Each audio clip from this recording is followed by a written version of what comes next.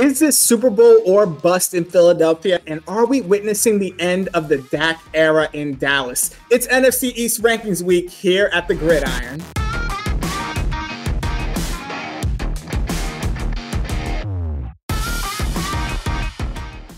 Welcome back to another episode of the Gridiron, brought to you by TheHouseCALL Sports. I'm Justin, and I'm joined by my AFC East counterpart, Chris, and we will be diving into these topics and more. But first, a word from our amazing sponsors at Vivid Seats.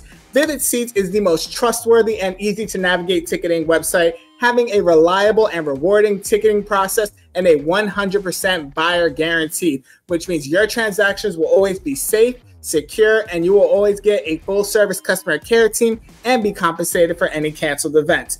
It's NFL season right around the corner. Next month, we got NFL preseason. In September, we got the regular season. I got my eyes on that Thursday night game between Dallas and the Giants, but that means now is the time for you to go and get your tickets. So do me a favor, click on that link in the description below, go get your tickets, and go sit vividly. Chris, how you doing today?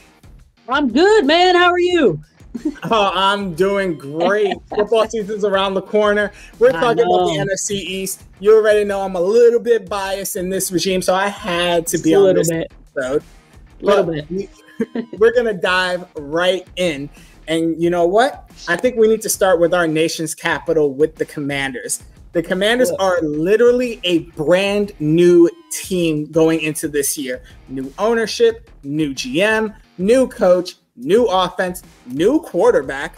So I'm going to start it off with you and ask this. What do we need to see this season from Washington in order to say that it's a success and to know that they are on the right path going forward? Great question. So for me, the number one thing is Jayden Daniels getting through the entire season healthy. That is my number one concern for the Commanders. He has a very slight frame. I was looking up, he had a couple injuries throughout his collegiate career. One was in like 2019. So basically every year, 2019, 2022, and then 2023 as well. They weren't anything serious, but they're little things. And I think that's what plagues quarterbacks normally, is little things throughout the season. So a sprained ankle keeps you out a couple games. A concussion keeps you out a couple games.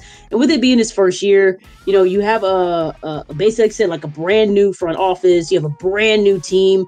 So any amount of missing anything, I think, is going to impact them significantly. And with his frame being smaller, that is my number one concern, is can he stay healthy? Can he stay on the field? And one interesting thing that I did find is the injuries that he had were all in the fall months. So it's October and November. Those are when he's got hurt. Well, for the NFL, that's mid-year. Like, you can't miss games mid-year and be successful. So that's my number one thing. The second thing I feel like is that I want to see improvement with the play calling. So with Jayden Daniels being such a mobile phenom in LSU in the collegiate ranks, I want to see that the play calls that are being called are being able to showcase his mobility, but also his ability to keep himself protected and not taking big hits, because that was a big concern. I feel like watching some of his games is that he is prone to just be aggressive in taking some of those runs, and he takes some unnecessary hits. You cannot do that in the NFL and expect to last an entire season, especially with the season now continuously being extended almost every year now. They're just adding games onto it. So I would like to see some improvement in the play calling, just to make sure that they're showing that they're going to utilize his ability, but utilize it smartly to make sure that you're keeping him healthy. And then so my last thing with them is Dan Quinn's a defensive-minded coach, right? They had the bottom-ranked defense last year.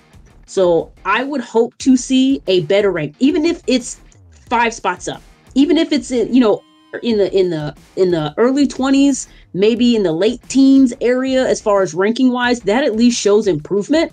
And I think overall, that's what you want to see. You just want to give their fans and the NFL some hope, like they're on the right path. Their QB can stay healthy. He's shown he can make the right reads. He's shown a couple flashes, because that's what you expect. You expect some highlight reels.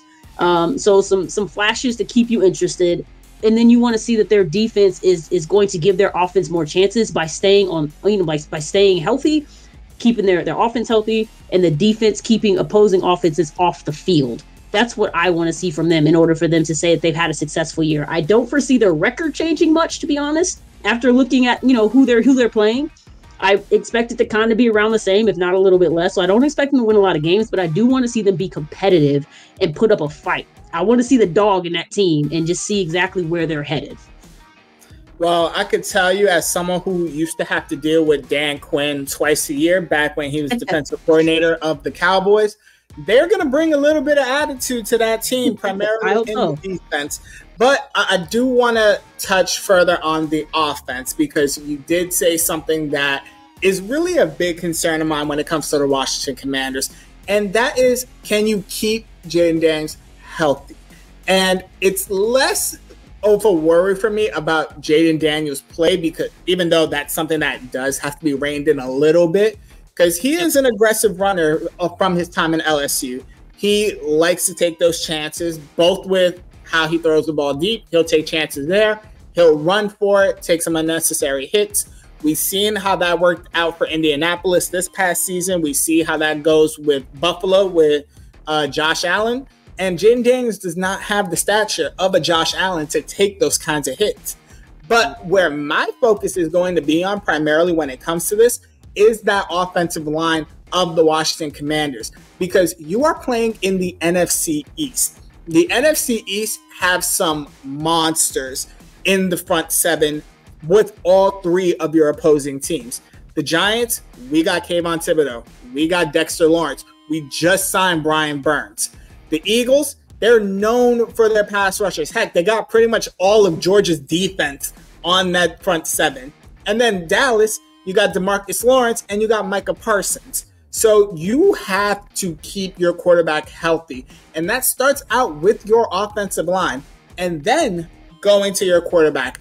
With the one thing I really want to see from Jayden Daniels is, can he take command of this offense? Can he learn the playbook and be able to execute it on game day? The good thing about it is that he does have a damn good offensive coordinator in Cliff Kingsbury, who, yes, his coaching tenure with Arizona was kind of a failure, but that first year he did have Kyler Murray. He did have Kyler Murray looking like a star, enough to secure a major bag before, Call of Duty took over his life. But that's where the main focus is going to be. And then on the defensive side of the ball, I want to know what's the identity of this defense. Because last year, under the previous regime, they traded away two of their premier pass rushers. One went to Chicago, one went to San Francisco. And now you're down to, I believe it's Jonathan Allen being the best one on your team. And I need to see more from that. I am used to seeing my Giants carving up Washington's defense twice a year, and all of us hitting the quarterback twice a year. So my measurement for success on this is, what is your record against the division? I want to see the Commanders at least take 2 wins in the division. I think they're going to be honest with you. I don't They may not do it, but then again, with my Giants, you never know. They'll probably split the series, and then they just need to win one more. That's literally what I have. I have them splitting the series, but I don't think they're getting past the Cowboys in either scenario, nor do I think they're getting past the Eagles in either scenario. Listen, I got faith in them because they are the NFC East team that I hate the least out of all three of them. Which one do you hate the most? The least? If we got nothing else on this one, well, actually, I can't say we hate the least because we're going from DC to NYC, and we got to talk about my Giants. And this is going to pain me because I have to relive the heart-ripping things that I've had to deal with last year. If y'all don't remember from last season, I went to the home opener against Dallas. I got to watch in the rain that 40-0 ass kicking that I had to witness. And on top of that, we had a bunch of injuries. We had no bigger than Daniel Jones getting injured. Saquon got hurt. not only did Saquon got hurt, but he eventually ended up leaving us for the Philadelphia Eagles. And I feel like I just had that one ex that decided I'm going to go to your worst enemy and go date them. And yet, the Giants decided, you know what? We're going to rebuild. And they made some great moves. They traded for Brian Burns, who is a star pass rusher out of Carolina. They selected Malik Nabers out of the first round from LSU, a phenomenal wide receiver talent. Yep. And they've made some good moves to try to improve the offensive line. I like the Jermaine Illuminor signing. I think that we should just rip the Band-Aid off, put him at right tackle, slide this dude down into guard, because we need to find some way of fixing this offensive line. But, Chris, I got to ask you, from what you saw here, and I know you watched Giants Hard Knocks too. I did. Only because of you. Only because you've been hyping it up. You're the only reason I watched it. But is this enough to cool the seats of Brian Dable and GM Joe Shane? And if not, what's it going to take? So I'm going to go and lean to the side of yes. I know. I don't think, because I know a question was posed, like, is it a make or break season? I don't think it is for them. I think, especially now that you're kind of seeing, if you're watching the Hard Knocks and you're seeing the behind the scenes, and you're seeing the effort that they're at least trying. You know, you can't force a player like Saquon Barkley. You can't force him to stay on a team he does not want to stay on. And personally, like, I listen to the phone call, and I am a quality analyst by day. So tones are like something I am constantly listening for. Saquon Barkley seemed like he was out through that entire conversation. He was short. He wasn't giving anything additional. He was already gone out the door. As much as he's like, yeah, I'll circle back. He wasn't circling back. It was very obvious. So I do think it's what is going on this offseason, I think, is enough to cool their seats. It is, I feel like, a positive to see that they made an attempt, because I feel like it's easy as a fan and just somebody just kind of like paying attention to the media to think, oh, they just let him walk out the door. They didn't give him a shot. They didn't try. But to see that they did offer him multiple contracts that he just declined, he didn't want to be there. So you can only offer so many times before you're like, all right, hey, man, I tried. So it is what it is. So I do think their seats will be cooled. My only concern for the Giants right now, I think they did great with picking up Nabers. I think they did fantastic picking up Burns. That's probably the steal of the fucking offseason, to be honest. Excuse my language. And I do expect Nabers to have like an immediate impact. My concern is obviously, and you'll probably not be surprised by this, is the QB situation. That is my biggest concern, and we'll get to it in a second with the Cowboys, but it's going to be the same concern, because if Daniel Jones isn't the guy, right? If he isn't the guy, and everybody's like, oh, they'll just trade him away or whatever, get rid of him. Like, okay, but who are you replacing him with? To be honest, like, I've looked at the draft prospects for 2025. Your top three is Quinn Ewers out of Texas, Carson Beck, and Shedeur Sanders. That's your top three. I personally, that does not spark a lot of confidence for me. So the QB market next year, as far as the draft is concerned, I don't feel is very strong. And then you're like, okay, well, they can pick one up in free agency. Who are they picking up in free agency? There's literally no one there outside of Tua Tagovailoa, who's supposed to be a free agent next year, who I don't think is even going to see free agency. I think Miami's definitely going to lock him up. There's no one else. There is, I think there's a couple of just like essentially veteran quarterbacks who are lifetime backups. You're not going to sign him to take his place. So what are you doing with him then if he's not the guy? So I think that is going to be my biggest concern. And I think that is going to be a huge hill that they're going to have to get over as far as finding. And it sounds like they know that too, based on what's been going on in the Hard Knocks. It sounds like they're pretty much aware, like, all right, like, he's injury prone. That's obvious, right? So it's obvious that they know.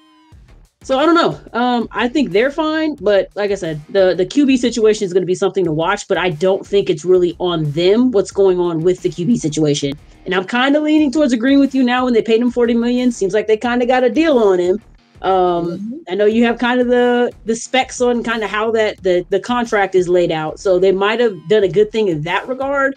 But then if you come out of this season, if he does stay healthy, because I know he only played 6 games last year. So if he does stay healthy, he plays all 17 games or 18, who knows, what they're going to increase this to. It'll probably be 20 by next year. If he does get through all 17 games and he's not the guy, what are you doing from that point? I think that is going to determine what the next couple years of their reign in New York looks like, is when they make that decision and what they do going forward from that decision. So I'm going to answer that question on, like, if Daniel Jones is not the guy, who is? And I'm going to answer by saying this. Who cares who it is? And this is why I'm saying it. If you have a good to great offensive-minded coach, whether it's the head coach or the offensive coordinator, that knows how to develop the quarterback situation, then it doesn't matter who the quarterback is. Now, you listed the top 3 that is coming up in the 2025 draft. I would be good with either one of those 3 as long as I know Brian Daboll is the coach. Shedeur Sanders maybe is a little bit iffy, only because he hasn't had much experience playing the level of competition that he's playing in now in Colorado. But Carson Beck and Quinn Ewers, they have been in their respective teams for quite some time. That's Georgia and Texas. That's the SEC right there. That's top competition. So I could take one of those 3, put them with Brian Daboll, or put any other quarterback that's coming up in this draft with Brian Daboll and at least have some faith in it, because there is a certain quarterback out of San Francisco that none of us saw coming. And he just went from Mr. Irrelevant to starting in the Super Bowl and should have made it to 2 Super Bowls back-to-back if it wasn't for a freak injury the year before.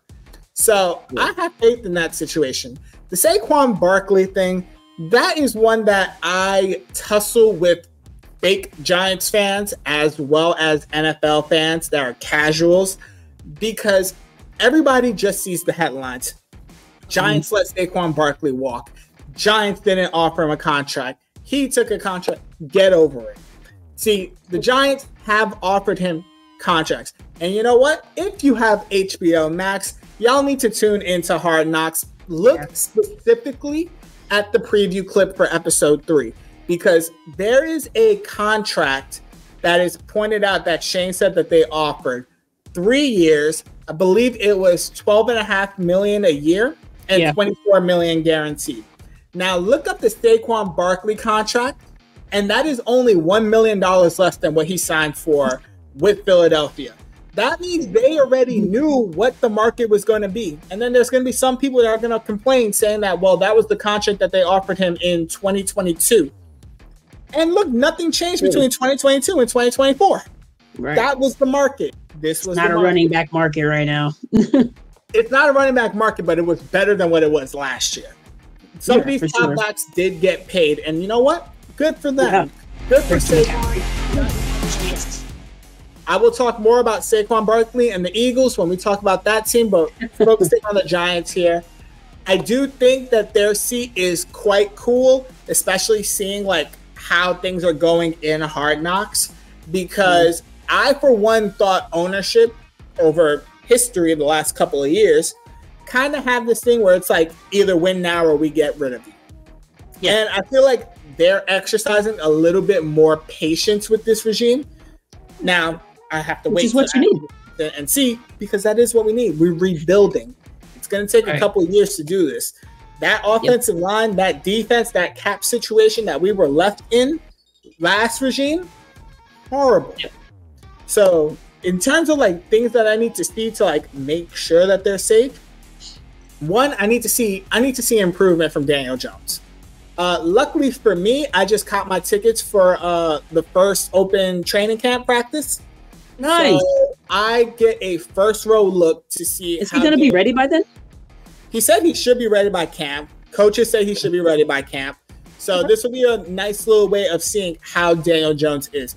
I don't expect him to be participating in 11-on-11s. I expect him to be the same way he was in OTAs. 7-on-7s, individual drills, and then a whole healthy dose of backup quarterbacks. But I get to see how that's going to be. I need to see him improve. The best he gave us was 15 touchdowns and 5 interceptions. I need to see at least 25 touchdowns throwing before I could say, okay, we could keep Daniel Jones and not exercise that out. I need to see him protect the ball. I need to see 2022 Daniel Jones with just more touchdowns. Because I feel like that was the Daniel Jones that people wanted, that drafted him. That was the Daniel Jones that they thought he could be. Maybe with a little bit more TDs. Defense, I need to see them do what they did last year, but more consistently. I need to see Kayvon Thibodeau step it up. You got a star pass rusher with you. You got an absolute monster in Dexter Lawrence next to you. There should be no excuse why you can't get another 10-plus sack season. Yeah, that defense should be legit this year. Yep. And honestly, everybody's trashing on Devin Singletary because he's not Saquon Barkley. Devin Singletary was a beast in Buffalo and had a pretty damn good season in Houston. Texas. Yeah, absolutely. So I don't think he's going to have as big of a drop-off as people think. No. And he's a good receiving back. So you got to do it right there. And he's a better blocker. Yeah. So which is the biggest. It's a hell of a replacement. If you're going to replace him with somebody, replace him with somebody that's capable, right? It's not like he was, like a third string running back that they picked up. He was a starter. Exactly. He was a starter, and he was a starter in Buffalo under Brian Daboll. So Daboll knows how to use him to the best of his abilities. And we have other running backs behind him because now we're going from a single running back thing to a whole trio committee.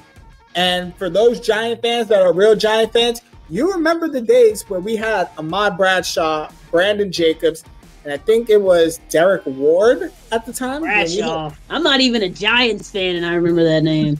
we had a duo of running backs that were damn good. And then at one point we had a trio, so that way we could actually have versatility in the backfield. Yeah. But it all starts with that offensive line, and it all starts with Daniel Jones. It's basically the same thing with the Commanders. We just need to see it with them as well. Just got a better defense on the back half. But from MetLife Stadium, we are taking it over to Jerry World, where we need to ask, how about them Cowboys? See, they started off the year dominant. I already told you how I had to sit through a 40-0 thrashing. But all of that came to nothing when they were virtually getting bumped in the first round by, I believe it was the Packers that they faced. Yeah, in the playoffs. Yep, a very young Green Bay Packers that was expected to get run over, but actually did the running over.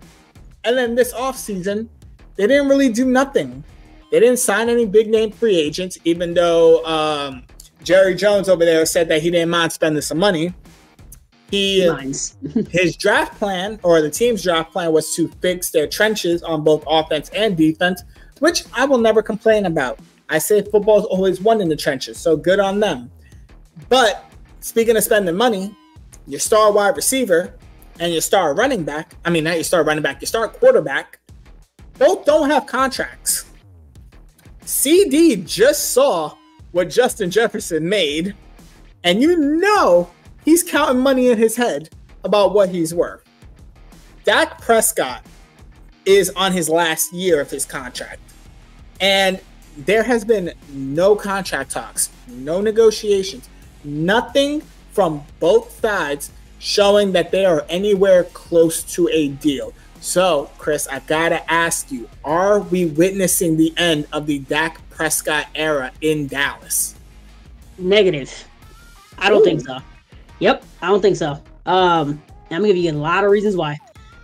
So, first off, based on the ESPN stats, right? So we're talking about the end of the regular season 2023.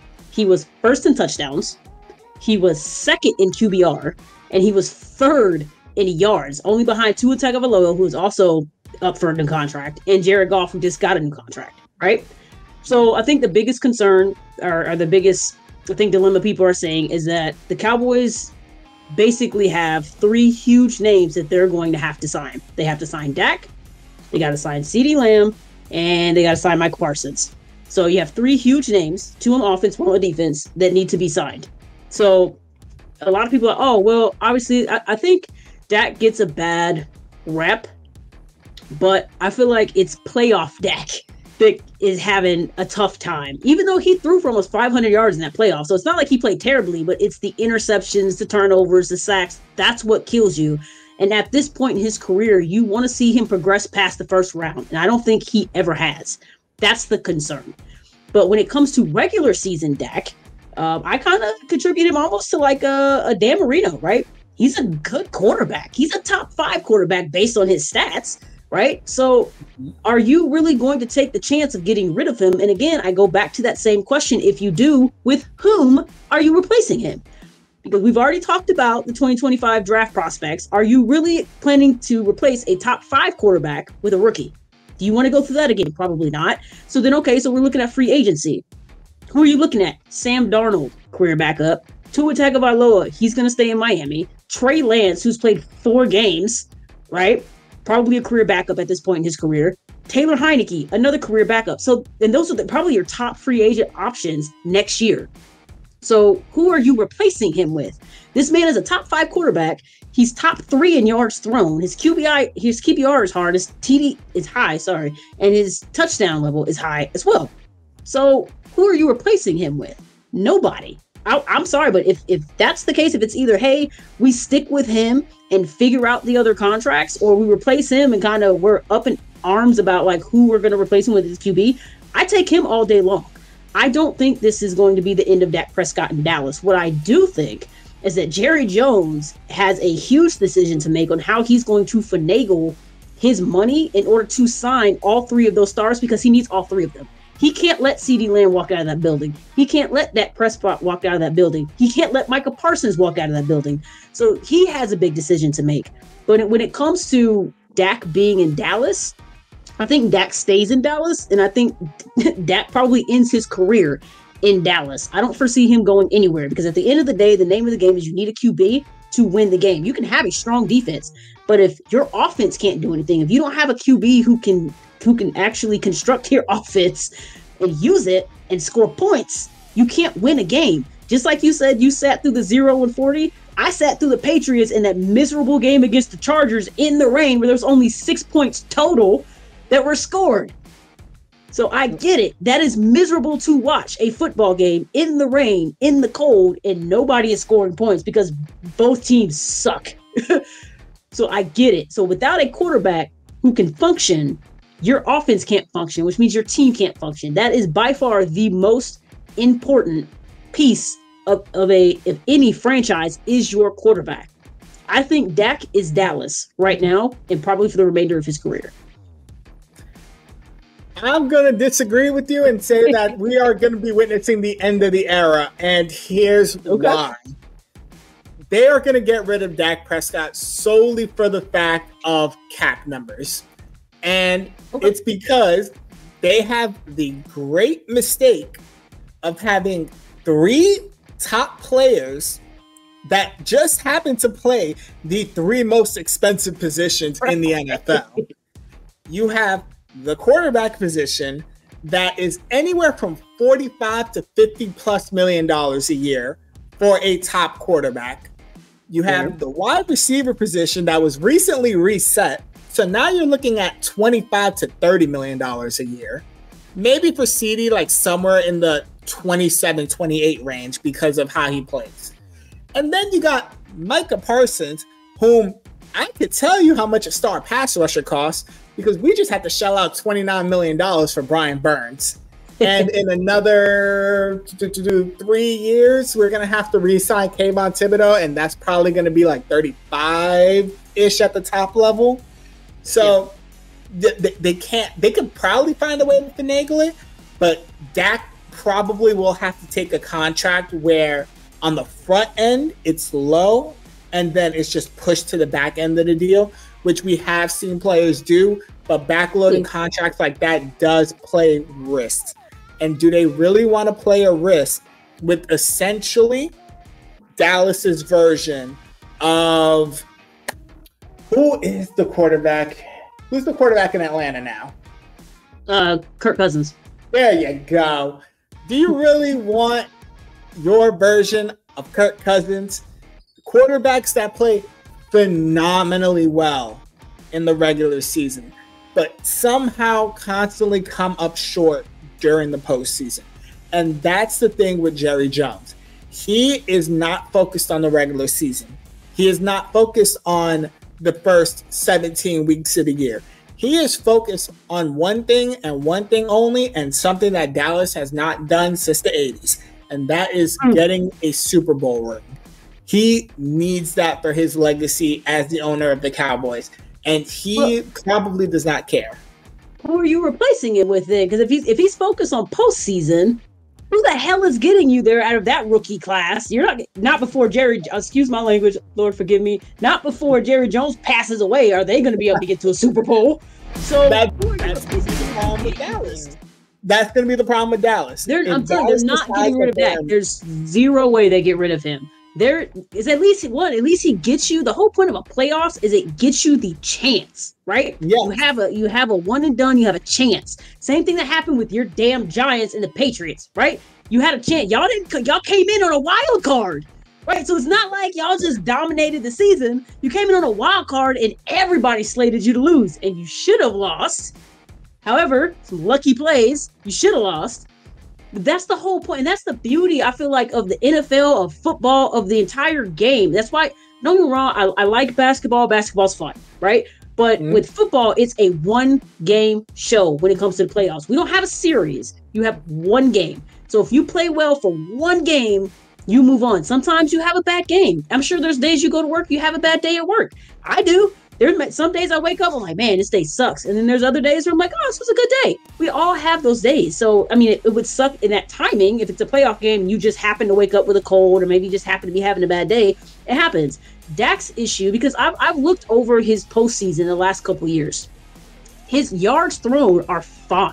They're, 250, 300. Last year was like 454. So he's getting the ball down the field. He's getting the yards. His problem is his interceptions. So last year, the year before, he had 2 in each game. And I think he had 4 sacks last game, which is an offensive line issue. And then the year before that, he had 2 sacks. So sure up your offensive line. And Dak needs to make better decisions when it comes to not trying to be the hero of his own story. And you're fine. But if you're looking at, like you said, if Jerry Jones is looking at, hey, I'm looking postseason every year, I'm not even paying attention to the regular season because I know we're good. You can't have that confidence with a career backup QB now as your starting QB. You can't have that confidence with a brand new rookie quarterback coming into your organization, hoping that they acclimate and not really knowing. That's a risk. That's a huge risk because you don't know if they're going to acclimate. There's no quarterback that comes in day one, especially not in this era, and just, unless you're CJ Stroud now, I guess, and just blows it away, right? He is 1 in a million. So you can't expect that out of everybody that comes in. They're going to have their struggles, and you can't guarantee that they're going to get you where you want to go. At least with Dak Prescott, he's going to give you a shot, and a really good shot, because he's a really good regular season quarterback. Postseason, got to work on it, but at least he gets you the chance. And I think that's why he's probably not going anywhere. There's no one to replace him with that's going to guarantee you that chance. So if it does play out, and I'm playing devil's advocate with this, if it does play out that the Cowboys do find a way to sign Dak, it's probably going to be the similar type of contract that Daniel Jones has, where it's like 2 guaranteed years and there's a possible out. Because I agree with you that the quarterback class is not strong in 2025. And the reason I agree with you in the case of Dallas rather than with the Giants is because I don't trust that coaching staff with developing a quarterback. I really don't. I think that there's just something in the water in Green Bay that just knows how to hit great quarterbacks and develop them. Fair. And I don't think they took that from Green Bay and brought it over to Dallas. So a rookie quarterback is not going to work for you. I think you're going to have to pick a contract where it's, let's say, a 5-year deal, 2 guaranteed years, you backload all the money to the final 3, give yourself an out after 2 years because you should be able to find a quarterback in 2026. And I say this only because I don't think Jerry Jones in that front office with the Cowboys has the patience for another version of Kirk Cousins or a Phillip Rivers that plays phenomenally well during the regular season and cannot do it in the postseason. And I think, because I looked at the cap, after this year or next year, after this year, they have about 60-ish million in cap space. But again, you got 3 players you got to sign. That is probably going to run you somewhere along the line of like 80 to 90 million. So they have to really... If you're Dak Prescott and you want to show your commitment to the team and your commitment to try to get a Super Bowl, you do the Tom Brady role and you give money back to your team in order to sign those players they need to sign in order to keep your team together. Team-friendly deal. That would work too, but Dak has to be willing to do that. Fair. He should be. What are your other options? Because any team that picks you up, it's going to be a sorry team, and you're probably not going to have the weapons that you have right now. So, money or Super Bowl, you can't. Sometimes you can't have both. I mean, you want a hometown discount? Do the team-friendly deal with Dallas. You're in Texas anyway, so half of your games are going to be without state taxes, so you're keeping more money in your pocket anyway. But that I missed quite a bit. Yeah. That's the great thing about playing in Texas. That's why CJ Stroud down in Houston, when it's time to get Houston, every moment of it. But unfortunately, we have to leave Texas because we have to go back to the city of brotherly love, to another place that I do not want to be in, and that is Philadelphia. Because we got to talk about the Eagles. And as happy as everybody seems to be for the Eagles after this offseason, I, for one, did not forget that implosion, that embarrassment, that thing that made my heart full, than watching the disappointed faces of the Eagles as they blew away the second half of their season and ruined their playoff hopes last year. But Howie is Howie. And for some reason, he plays the front office cap space game like either he's playing Madden or Monopoly, because he just always seems to find a way.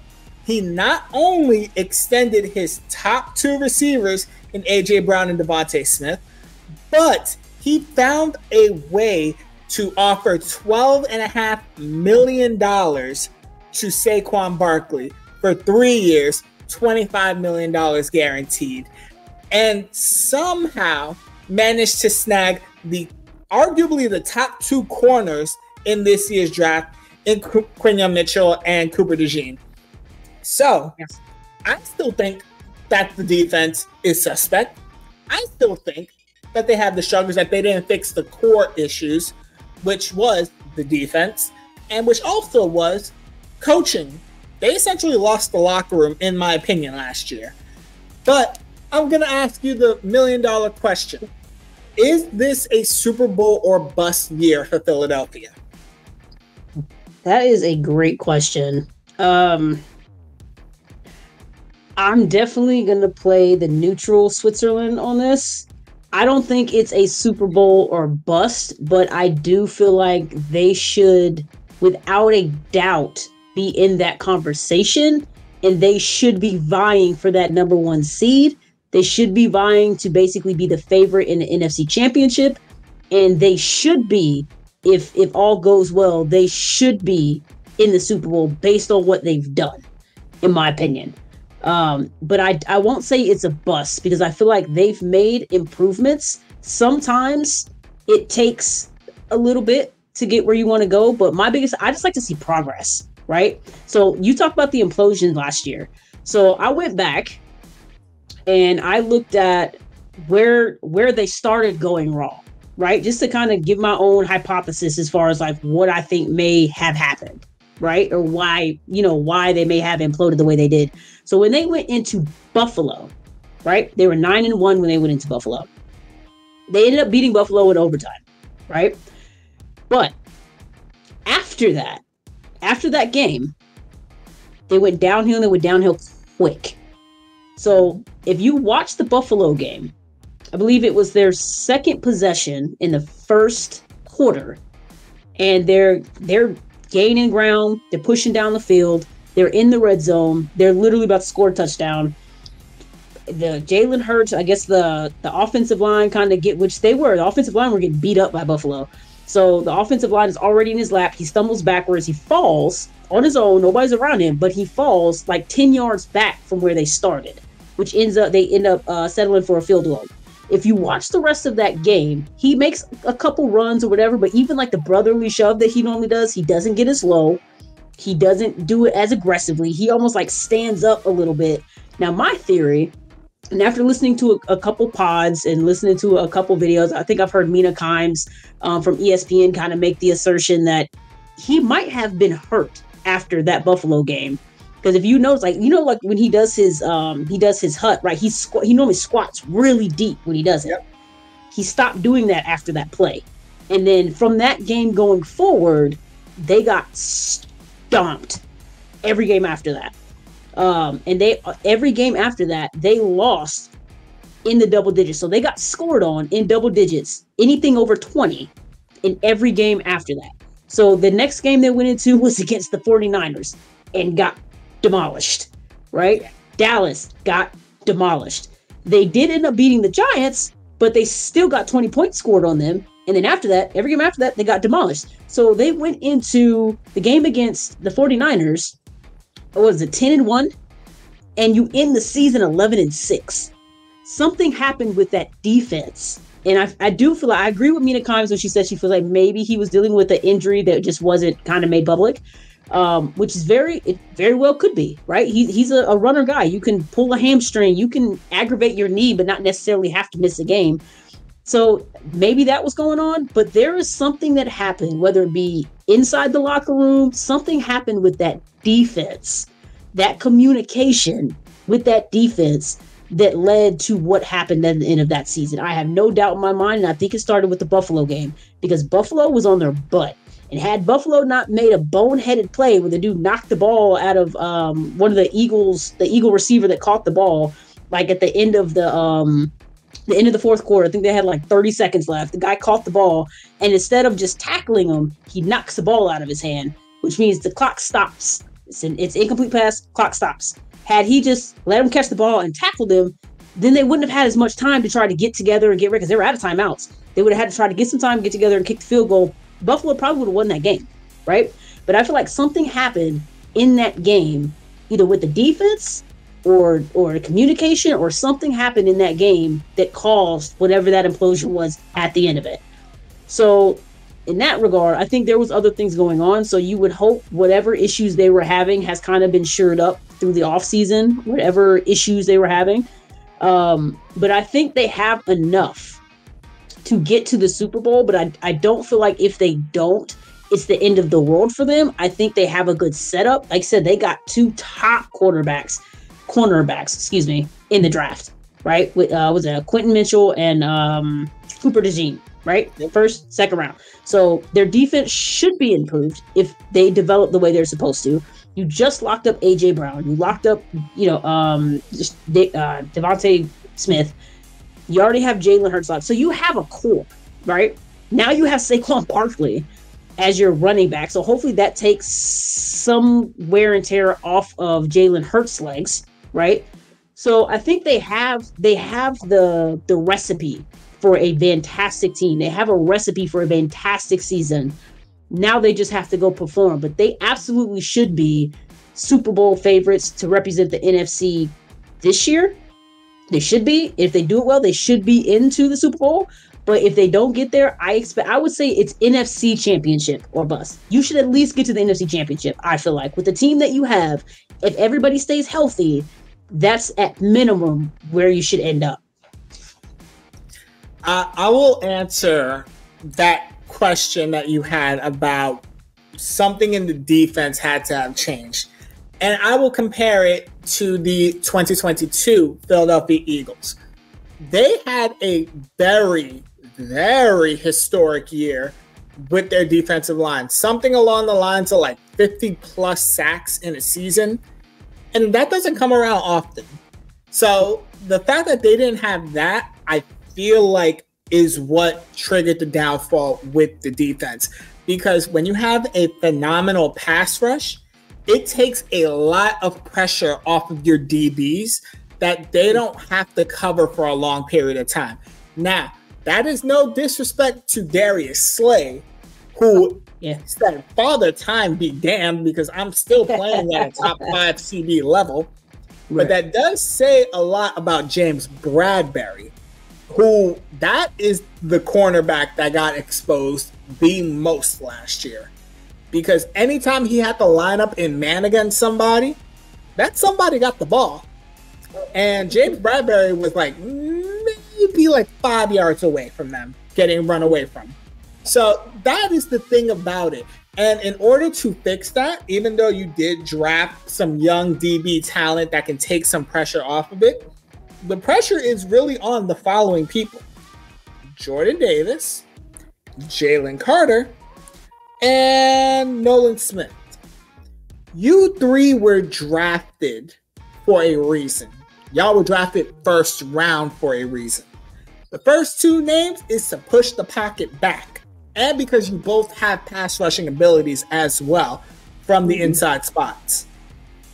The third one was drafted primarily for his raw talent as the pass rusher.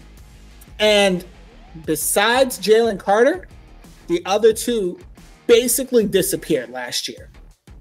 I give Noah Smith a pass because it's his rookie year, learning, all of that. For Jordan Davis, this is make or break for him.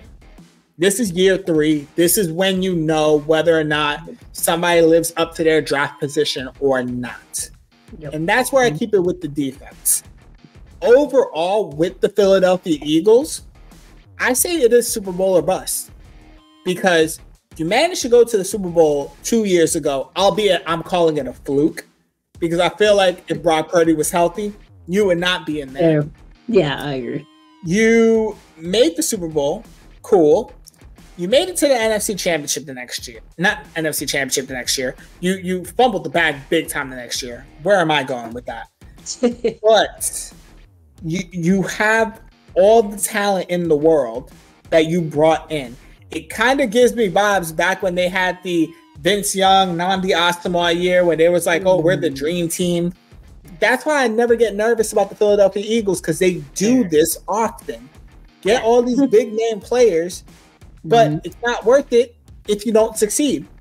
So if this year is not make or break, if this year is not Super Bowl or bust, you essentially have 3 years to do it. If you don't do it in those 3 years during that Saquon Barkley contract, that is all for naught. And then you are essentially putting yourself in cap trouble, because 2 star wide receivers and a star quarterback cost quite a bit of money, and then you have to either re-sign your pass rushers that you draft in the next couple of years. So I do believe that this is some kind of make or break for this Philadelphia Eagles team. They need to be able to prove something to the league. And the reason I say Super Bowl or bust and not, let's say, NFC Championship or divisional round of bust. Are you saying Super Bowl or bust this year or during the span of their contracts? I say, I want to say Super Bowl or bust this year. Okay. And the reason I say this year is because there's nothing else you can do to show me that this was a success. This was an Eagles team that was already in the NFC Championship without all of this additional talent. This was an Eagles team that made a Super Bowl without all this additional talent. So that's a good point. But you also said making that Super Bowl was a fluke. But you're saying since they made it to the NFC Championship without the talent, that talent that they have now acquired should push them over that hump to get them. Okay, I can get behind that. That's I know I'm ranting because I hate the Eagles. No, I got you. I'm following. That makes sense. This is the beauty of conversation. Like the base level at this point should be NFC Championship, because you've already shown you can make it there. Yeah. So with shelling out as much money as you did with high draft picks and all these big names, you better make it to the next level. Now, can they make it to the next level? Yes. Is it going to be difficult? Yes, because you have a very pissed off 49ers team that has been knocking at the door of a Super Bowl title for the last couple of years. They're not going to get it this year. You have the Los Angeles Rams, who shocked all of us. And you have plenty of other teams in the NFC that is going to vie for that side. Nipping at your heels. Detroit Lions. Yeah. At this point, Green Bay Packers are on the rise. Seattle Seahawks may be vying for a wild card spot and can probably ruin your dreams if you're not. NFC is stacked. Dude, stacked. And I'm an AFC team fan, and I'm like, oof. All roads in the NFC to get to the Super Bowl is difficult because there are so many great, talented teams. So, Philadelphia, as much as I don't like you, I'm saying this just out of looking at everything from a broad lens. With as much as Howie has done for this team, you better be in the Super Bowl this year. And if you're not, this is the beginning of a downward spiral that I cannot wait to watch. With that said, we have a couple of minutes left, so I want to rank these teams out, who we think is going to be the division rankings from 4 to 1. So I'm going to start with you, Chris. Who do you think is getting 4th place in the NFC East? Commanders. Okay. I guess because they're brand new? Brand new. Rookie quarterback, brand new head coach. I expect them to be competitive, but I don't think they'll win as many games as the remaining people in their team. Just based on their schedule, I don't see it happening. They have a really rough schedule this year. You know what? I'm in agreement with you. I say it is also going to be the Commanders. I think they have a better record than what they had last year. I think they have some really good close games. And I think they basically do what Arizona did prior to Kyler Murray coming back, where it was like they're losing, but it's entertaining because they're making it close. Fair. So you know what? I'm in agreement with you there. Fair. 3rd place, I feel like I know where you're going to go with this, so just come out and say. I'm going to go with the Giants. I mean, I think that's fair. Prediction for that one? I don't have a record prediction. I do not. I will say that it's going to be heavily dependent on how many games Daniel Jones can go and exactly the impact that Malik Nabers can have. Because I do feel like Malik Nabers is probably the X factor when it comes to that offense. Because if he can shine the way everybody thinks he can shine, if he pulls like a Puka Nacua or better, because he's definitely better than Puka, right? I feel like anyway. Right. He should be. I'm not going to say he's better because he hasn't played a snap in the NFL yet, but he should be. Then they might have a shot. They might have a shot at the wild card because they were in the playoffs 2 years ago, right? And you can say they probably have a better wide receiver now than they had then. Kind of like what you just said with the Eagles. If you have a little bit more talent than you previously had, you should be a little bit better. So we'll see. But as of right now, I do have them as the 3rd best team in the NFC East. I'm going with the Dallas Cowboys. What? I'm going with Dallas. I think all of the madness in Jerry World. I'm intrigued to eat at them slowly but surely. Dak is known to start the season off pretty well, so I think they do get some wins here and there in the very beginning. But there's just something about Stephen A. always saying, "Just wait on it, just wait for it." Oh no, not a Stephen A. fan. Oh, they're going to disappoint you. It's coming. Absolutely. I'm not saying they won't, but 3rd? And I think it does come. I think something happens. Are they making the playoffs? Do they make the playoffs? I can't say. If I'm saying they're 3rd, I can't see them making the playoffs. Oh, big prediction. All right. And the reason I say that is because I'm going next because I think my Giants get 2nd. And the reason is I don't see it being the way it was last year with like 2 really good teams and 2 really bad teams in the NFC. I think it's 3 really bad teams. And I just happen to think that the Giants eke out 1 more game than the Cowboys because the first 3 games of the season, 4 games of the season, seem really winnable. Week 1, we got Minnesota. Week 2, we got who's week 2? Because I know week 1 is Minnesota. Week 2 is the Commanders. Brand new offense. You're winning that more than likely. Week 3 is the Browns. That's probably the most That's when things start getting a little difficult. Yeah, but I probably, I don't know. I would err on the side of trusting a Deshaun Watson coming in and being a little bit rejuvenated. That's the thing. So, what kind of Deshaun Watson are we getting? Is he rejuvenated because he came out of the spa? Oh, ouch. Anyways, and then week 4, which is the game that I'm debating on going to, is Thursday night against Dallas. Yeah. So then that will really show me by week 4. By the end of week 4, it will show me how close I am in my prediction. Because if it's a close game, I feel great with it. If it's another 40-0 whooping and I'm going over there just to witness the exact same thing, then I will eat my humble pie and just crawl. We are coming back to this exact video and we are replaying the confidence that you have right now. But it's good, man. I like it. Look, I like off-the-wall predictions, though. I love it. Something that just doesn't go with the norm. I love it. But that's what I think. I think we get second place. I think it's closer than people think. It's like a 1 to 2 game thing. I don't think either team makes the playoffs just because the NFC is stacked. Okay. But who's your number 2? Cowboys. Cowboys. Well, because I expect Dak to be Dak during the regular season. That's just, he's very consistent during the regular season. As long as he's not hurt, there's no injuries. I base all of this basically off of fully healthy teams, which you know is probably improbable for a 17-game season. But I expect Dak to be Dak. I expect them to probably get to the wild card. Now, getting past the wild card is where things get dicey. So I do expect them to make the playoffs. So I'm going with the Cowboys in the second position. Okay. That means we're both in agreement with who's number 1. But I will say this about the Cowboys. I never prey on a player being injured. I never do, because injuries are like the scariest things in the NFL. Yep. But all it takes is one of those players getting hurt. Exactly. Yeah, absolutely. And that house of cards will fumble. But in the number 1 slot, you and I both have the Philadelphia Eagles winning the division. We continue the streak of not getting back-to-back division champions in the NFC East, which is the most important thing for this team.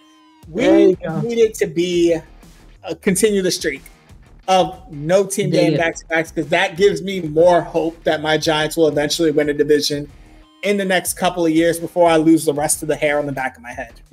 There. Do you think the Eagles get to the Super Bowl this year? No. You don't? No. I think they get to the division championship, and I think they lose there. So if we had to ask you, we being me, because there's only 2 of us on here, if I'm asking you now for a too early Super Bowl prediction, way too early, not going to hold you against it, just like based off season drafts, some of the training camp type of stuff, things that are coming out of each camp, who are you choosing right now for your Super Bowl favorites, NFC, AFC? If this comes true, then I know that the NFL is just story written. But in the AFC, I have the Chiefs. You don't have a team that's on its way to a 3-peat and then not make the Super Bowl. If it happens, I guarantee you the NFL is story written.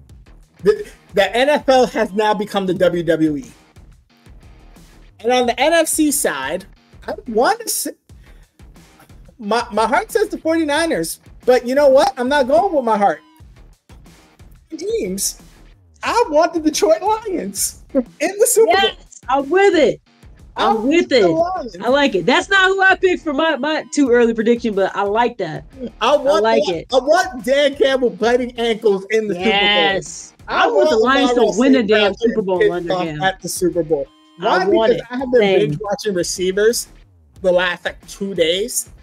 And I want to go through a wall with them. So that's my way too early prediction. I want Detroit with it and Kansas City. And if it's not them, my other one is Detroit and Baltimore, because I feel like that would be even more entertaining. Ooh, indeed. Baltimore is actually in my too early prediction. I actually have the Eagles and the Ravens in my too early prediction. Hey, I like it. Again, coming back to this video, if that happens, Battle of the Birds. Heard it here first. Y'all heard it here in House Call Sports first. So there you go. we got our predictions for our way too early Super Bowl picks. Way too early. We have our NFC East way too early predictions of who's going to win. We think it's going to be the Philadelphia Eagles. I think the Eagles eventually choke in the playoffs. Yes, I sound like a bitter Giants fan, but who cares? I've had to deal with so much things since 2012 until now. Let me be me right now. But that's all the time we have here on House Call. We thank you so much for joining us here on the Gridiron. Do us a favor, check out the links in our description, drop us a like and a follow, and go ahead and share this with any friends, family, football fans that you have.